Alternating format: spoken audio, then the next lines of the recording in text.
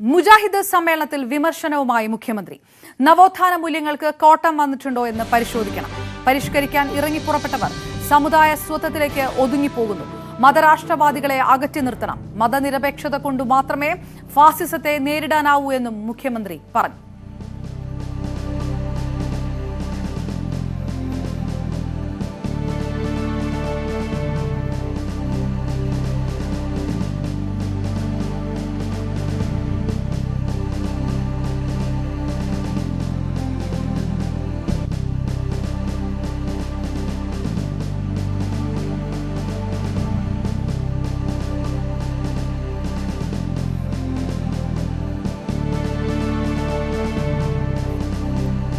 മുജാഹിദ് സമ്മേളനത്തിൽ പങ്കെടുത്തുകൊണ്ട് മുഖ്യമന്ത്രിയുടെ വിമർശനം.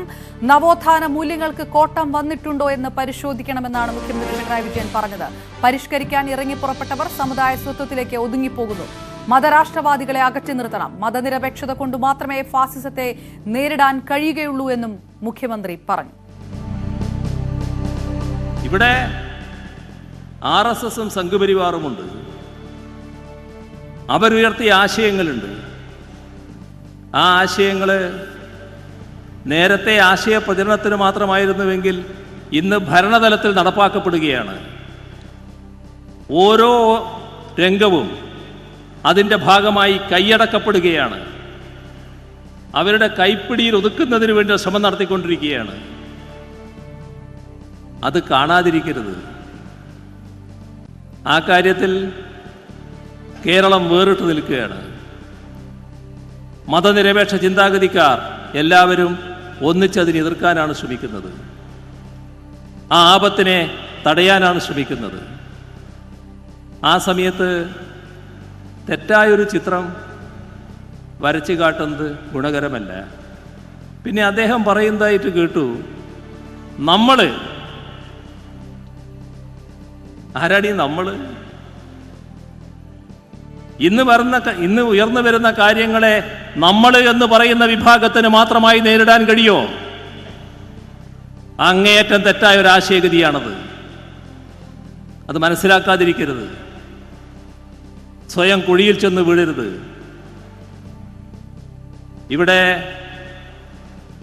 മതനിരപേക്ഷതയുടെ ഭാഗമായി മാത്രമേ മതന്യൂനപക്ഷ സംരക്ഷണം ഉണ്ടാകൂ എന്ന് ശരിയായ രീതിയിൽ തിരിച്ചറിയണം. അല്ലെങ്കിൽ ആപത്തിലേക്ക് നമ്മൾ ചെന്ന് വീഴുകയാണ് ചെയ്യുക. മഴ ഓങ്ങി നിൽക്കുന്നുണ്ട്, അതിൻ്റെ താഴെ പോയി കഴുത്ത് കാണിച്ചു കൊടുക്കരുത്. ഇവിടെ മതനിരപേക്ഷ ശക്തികൾക്കെല്ലാം ഒന്നിച്ചു നിൽക്കാനാവണം. മതനിരപേക്ഷതയുടെ പ്രത്യേകത അതാണ്. നിർഭാഗ്യവശാൽ ഒരു പ്രത്യേക സാഹചര്യത്തിൽ ഒരുപാട് ആക്രമണങ്ങളും കൊലപാതകങ്ങളും അതിൻ്റെ ഭാഗമായുള്ള ജീവഹാനികളും എല്ലാം സംഭവിച്ചപ്പോൾ തെറ്റായൊരു ചിന്താഗതിക്ക് മതന്യൂനപക്ഷത്തിലെ ചെറിയൊരു വിഭാഗം അടിപ്പെട്ടിട്ടുണ്ട്. അവരുടെ ആശയം നമുക്ക് തന്നെ സ്വയം ശക്തിയാർജിച്ച് നമുക്കിതിനെ നേരിട്ട് കളയാമെന്നാണ്. ആ നേരിടൽ ആത്മഹത്യാപരമായിരിക്കും. അത് ആത്യന്തികമായി മതന്യൂനപക്ഷത്തിൻ്റെ സംരക്ഷണത്തിനല്ല വഴിവെക്കുക. വേണ്ടത് മതനിരപേക്ഷ ചിന്താഗതിക്കാരെല്ലാം ശക്തമായി പ്രതിരോധിക്കാൻ തയ്യാറാവുക. നേരിയ ചില ഭിന്നതയൊക്കെ ഉണ്ടാവും. ആ ഭിന്നതയല്ല ഇവിടെ കാണിക്കേണ്ടത്.